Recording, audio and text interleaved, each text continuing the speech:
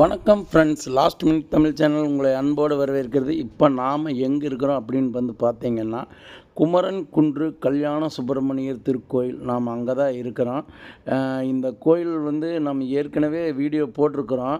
அப்போ வந்து கட்டிட வேலைப்பாடுகள் எல்லாம் நடந்துகிட்டு இருந்தது. இப்போவும் கிட்டத்தட்ட முடிவடையும் தருவாயில் இருக்குது கட்டிட வேலைப்பாடுகள். அதுபோக நாம் அப்போ போடாத இடங்களெல்லாம் கூட இப்போ போய் எடுத்துருக்கிறோம். அது எல்லாத்தையுமே இந்த வீடியோவில் நம்ம பார்ப்போம். இப்போ பார்த்தீங்கன்னா, இந்த கோவில் வந்து எங்கே இருக்குது அப்படின்னு நீங்கள் பார்த்தீங்கன்னா, கோவை மாவட்டம் அன்னூர்லேருந்து மேட்டுப்பாளையம் செல்லும் சாலையில் வந்து கிட்டத்தட்ட ஒரு 10 கிலோமீட்டருக்கு மேலே வந்தோம்னா லெஃப்ட் சைடில் ஒரு ரோடு கட் ஆகுங்க. அதில் ஒரு கிலோமீட்டர் போனோம்னா நம்மளுக்கு இந்த கல்யாண சுப்பிரமணியர் குமரன் குன்று கோவில் அங்கே இருக்குங்க. குமரன் குன்றுன்னு சொல்கிறத இது வந்து ரொம்ப ஃபேமஸான ஒரு இது. மேக்ஸிமம் கட்டட வேலைப்பாடுகள் எல்லாம் முடிஞ்சிருச்சுங்க. பாருங்கள், இன்னும் கொஞ்சம் வேலைகள் தான் இருக்குது. பார்த்தீங்கன்னா, இந்த இடம் வந்து ஒரு காலத்தில் வந்து அந்த காலத்தில் வந்துட்டு இங்கே ஆடு மாடு மேய்க்கிறதுக்கு அங்கே போயிருக்கிறாங்களாம், இங்கே விவசாயம் செஞ்சிட்ருக்கிறவங்க. அப்போ வந்து பார்த்தா ஒரு திடீர்னு ஒரு கல் தட்டின மாதிரி இருந்துக்குன்னு சொல்லியிருக்கிறாங்க. அப்போ பார்க்குறப்ப அங்கே ஒரு தெய்வம் இருக்கிற மாதிரி, சிலையோடு இருக்கிற மாதிரி தெரிஞ்சிருக்குது. அப்புறம் அதுக்கப்புறம் இங்கே இருக்கிறவங்கெல்லாம் சேர்ந்து இங்கே கோயில் கட்டி இது சாமி கும்பிட்டு வந்ததாக ஒரு வரலாறு சொல்லுதுங்க. இப்போ அந்த வரலாறோட இது வந்து நான் தெளிவாகவே எடுத்து வீடியோவில் போட்டிருக்கிறேன். அங்கே அந்த இது தல வரலாறு பற்றின ஒரு போர்டை வச்சுருக்குறாங்க. நீங்கள் அதை வந்து பார்த்தீங்கன்னாலும் படிக்கிறப்ப உங்களுக்கு புரியும். நான் எனக்கு மைண்டில் இருந்ததை அப்படியே எனக்கு தெரிஞ்ச அளவுக்கு சொல்லிட்டேங்க. பார்த்தீங்கன்னா, இந்த கோயில் வந்து பார்த்தீங்கன்னா, இங்கே கல்யாணம் ஆகாதவங்களுக்கெல்லாம் கூட இந்த கோயிலில் போய் சாமி கும்பிட்டோம்னா கல்யாணம் அப்படின்னு சொல்கிறாங்க. ஏன்னா அதுக்கு வந்து இங்கே திருமண தடை நீங்கும் திருக்கோயில் அப்படின்னு கூட சொல்கிறாங்க. இங்கே வந்து நிறைய பேர் நான் அங்கே போனப்போ கூட விசாரிச்சுருக்கிறேன். நான் இங்கே நிறைய ட்ரிப் போயிருக்கிறேன். போனப்போ விசாரித்தப்போ இந்த மாதிரி புதுசாக கல்யாணமானவங்க எல்லாமே வந்து நாங்கள் இந்த கோயிலுக்கு வந்ததுக்கப்புறம் தான் எங்களுக்கு கல்யாணம் ஆச்சுன்னு ஒரு 2-3 பேர் சொன்னதெல்லாம் நான் கேள்விப்பட்டிருக்கிறேன். பார்த்தீங்கன்னா, அதுக்கப்புறம் இங்கே வந்து பார்த்திங்கன்னா உங்களுக்கு ஒரு மண்டபம் இருக்குதுங்க. இங்கே அதுபோக கிரகநிலை சரியில்லாதவங்கெல்லாம் வந்து இங்கே தங்கியும் கூட ஒரு மண்டலம் தங்கி இருந்து பூஜையெல்லாம் பண்ணி சாமி கும்பிட்டு இருந்தால் அந்த கிரகநிலையெல்லாம் சரியாயிருன்னு கூட ஒரு ஐதீகம் இருக்கிறதா சொல்கிறாங்க. பார்த்திங்கன்னா, நம்மளுக்கு வந்துட்டு இந்த கோயிலுக்கு வந்துட்டு மேட்டுப்பாளையத்துலேருந்தும் வரலாங்க. மேட்டுப்பாளையத்துலேருந்து வந்தால் அன்னூர் வரபோது வரணுங்க. பார்த்தீங்கன்னா, உங்களுக்கு அப்படி வந்தாலும் பக்கம்தான். பாருங்கள், கல்யாண சுப்பிரமணியர் திருக்கோயில் பாருங்கள். இங்கே தான் இந்த தல வரலாறு பற்றின முழு விவரமும், அப்புறம் இந்த திருமண தடை நீங்கிறது, அந்த பற்றின எல்லா விஷயங்களுமே இந்த போர்டில் இருக்குதுங்க. இந்த இதில் நீங்கள் பார்த்தீங்கனாலே தெரியும். உங்களுக்கு வந்துட்டு நீங்கள் பாஸ் பண்ணிவிட்டு நல்லா ஜூம் பண்ணி படித்து பார்த்தீங்கன்னா உங்களுக்கு முழுவதுமே இந்த தல வரலாறு, இங்கே என்னென்ன விசேஷங்கள் நடக்குது அப்படிங்கிறதெல்லாம் தெரிஞ்சுக்கலாம். இதுதான் நம்ம மூல கோயிலுங்க. பாருங்கள், நாம் இப்போ உள்ள சாமி கும்பிட்றதுக்கு போகிறோம். அதுக்கப்புறம் பார்த்தீங்கன்னா, இதெல்லாம் பாருங்கள். பார்த்தீங்கன்னா, இங்கே வந்துட்டு வைத்தீஸ்வரன் கோவில்னு ஒரு கோயில் இருக்குதுங்க. இப்போ நாம் வைத்தீஸ்வரன் கோவில்கிட்ட வந்துட்டோம். இதுதான் முருகர் கோயிலோட கோபுரம். பாருங்கள், இதுதான் வைத்தீஸ்வரன் கோயில். நந்தி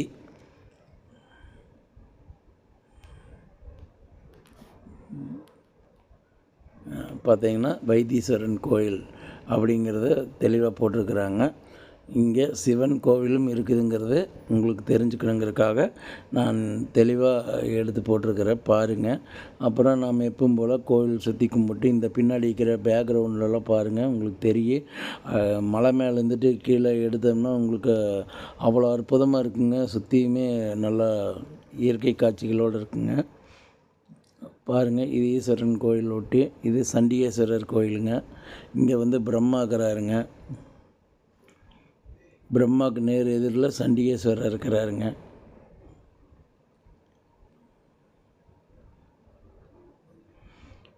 இவருக்கு தான் வரபோது எல்லாம் கைதட்டி கும்பிடுவாங்க. அதுக்கு பேர் கை தட்டுறது இல்லைங்க, கையை உதறிட்டு போகிறது அப்படின்னு சொல்லுவாங்க. நாம் வந்து இங்கேருந்து எதையுமே எடுத்துகிட்டு போகல அப்படிங்கிறத அந்த தெய்வத்துக்கிட்ட நாம் தட்டி கை உதறி காமிக்கிற மாதிரி சொல்கிறாங்க. எனக்கு அது எக்ஸாக்டாக அது உண்மைன்னு தெரியாது. அதுக்கப்புறம் இதில் வந்து பார்த்திங்கன்னா இங்கே தையல் நாயகி அம்மன் கோயில்னு இருக்குங்க. அதாவது நம்ம மூலவர் கல்யாண சுப்பிரமணியர் கோயிலுக்கு பின்புறத்தில் பார்த்திங்கன்னா தென்புறத்தில் சிவன் கோவிலும் வடபுறத்தில் பார்வதி அதாவது தையல் நாயகி அம்மன் கோவிலும் இருக்குதுங்க. பாருங்கள், இப்போ நம்ம தையல் நாயகி அம்மன் கோவிலுக்கு தான் வந்திருக்கிறோம்.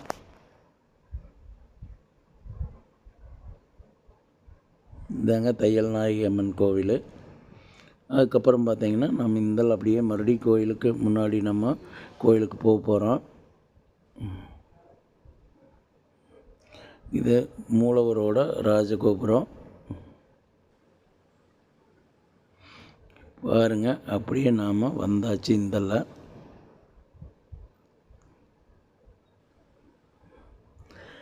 இங்கே வந்து பார்த்திங்கன்னா இது ஒரு இங்கே கீழே வடபுறத்தில் கீழே இறக்கத்தில் ஒரு விநாயகர் கோயில் ஒன்று இருக்குதுங்க. நாம் அந்த விநாயகர் கோயிலை தான் இப்போ நாம் பார்க்குறக்கு அங்கே போகிறோம். இந்த ஈஸ்வரன் கோயிலுக்கு போனோம். இந்த ஈஸ்வரன் கோயிலுக்கு இந்தல சைடில் பார்த்திங்கன்னா சண்டிகேஸ்வரர்னு ஒரு திருப்பார்ல, அவர்கிட்ட போனால் கை தட்டிட்டு போகணும்ல. எதுக்குன்னு சொல்லி பார்க்கலாம். தெரியலைங்க. எதுக்குன்னு தெரியாமையே கை தட்டிட்டு இருந்துக்கிறேன் இத்தனை வருஷமாக. நானுமே இப்படி தான் இருந்துக்கிறேன். எனக்கு அப்புறம் ஒரு சிலர் சொல்ல கேட்டு தான் தெரிஞ்சிட்டேன். அதாவது எப்படின்னா, அந்த கோயில் இருக்கிற சாமி தான் வந்து அந்த சண்டிகேஸ்வரருங்கிறவர் தான் வந்து எல்லாத்துக்கும் பாதுகாவலராமா அந்த பொருள்களுக்கெல்லாம் என்ன. அதனால் அவர் வந்து அவர்கிட்ட போய் கை தட்டி, சாமி நாங்கள் எந்த பொருளையும் இங்கேருந்து எடுத்துகிட்டு போகல, எல்லாம் உதறி விட்டு போகிறோம் அப்படின்னு காமிக்கிறதாமா. அதுதான் அப்படின்னு எனக்கு ஒருத்தர் சொன்னார். எனக்கு தெரிஞ்சதெல்லாம் சொல்கிறேன். அலையோசின்னு ஒரு படம் எடுத்திருக்கிறாங்க. அப்புறம் முக்கியமான விஜயகாந்தோட பிளாக் பஸ்டர் ஹிட்டுங்க வைதேகி காத்திருந்தால், அந்த படம் இங்கே தான் எடுத்துக்கிறாங்க. அது போக இங்கே அந்த படத்துலேயே வந்துட்டு இந்த ராசாத்தி உன்ன காணாத நெஞ்சு அந்த பாட்டு வந்து ரொம்பவுமே ஃபேமஸாக இருக்குதுங்க. அந்த பாட்டும் இந்த கோயிலில் தாங்க எடுத்தாங்க. முழுக்க முழுக்க அந்த பாட்டு ஃபுல்லாகவே இந்த கோயிலில் தான் எடுத்திருக்கிறாங்க. அந்த கோயில் வந்து இதுக்கு அந்த பக்கத்துலேயே இருக்குதுங்க, கீழே இறங்குற வழியில். அது ஏற்கனவே நான் உங்களுக்கு அதை போட்டிருக்கிறேன். அதுபோக கார்த்திக்கோட ஒரு படம் எடுத்திருக்கிறாங்க. அதுபோக ராமராஜனோட படம் ஒன்று எடுத்திருக்கிறாங்க. அதெல்லாம் பேர் எனக்கு மறந்துருச்சுங்க. இங்கே படம் விஜயகாந்த் படம். அதுபோக தென்பாண்டி சீமையிலேன்னு ஒரு படம் எடுத்திருக்கிறாங்க. நிறைய படம் எடுத்திருக்கிறாங்க. எனக்கு தெரிஞ்சதெல்லாம் சொல்லிட்டேங்க. இதுதான் வந்து நம்ம அங்கே கீழே இறங்கி வந்தால் விநாயகர் கோவிலுங்க. பாருங்கள், விநாயகர் கோவில் வந்து உண்மையிலுமே அவ்வளோ நீட்டாக அற்புதமாக இருக்குதுங்க.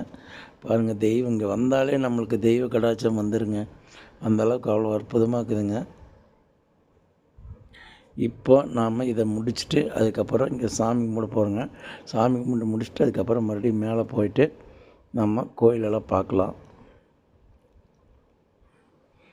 விளக்கெல்லாம் பாருங்கள் எவ்வளோ பற்றி வச்சுருக்குறாங்க. உண்மையிலுமே அவ்வளோ அற்புதமாக இருக்குதுங்க. தீபம் எல்லாம் ஒட்டுக்கா எரியிறப்போ. இவர் என்னுடன் வந்த மனேஷ் குருசாமி. இவர் நானுமே முடிஞ்ச வரைக்கும் எங்கே வேணாலும் போயிடுவோம். எங்களுடைய லாஸ்ட் மினிட் தமிழ் சேனலை சப்ஸ்கிரைப் பண்ணுங்கள், ஷேர் பண்ணுங்கள், லைக் பண்ணுங்கள். நன்றி நன்றி நன்றி.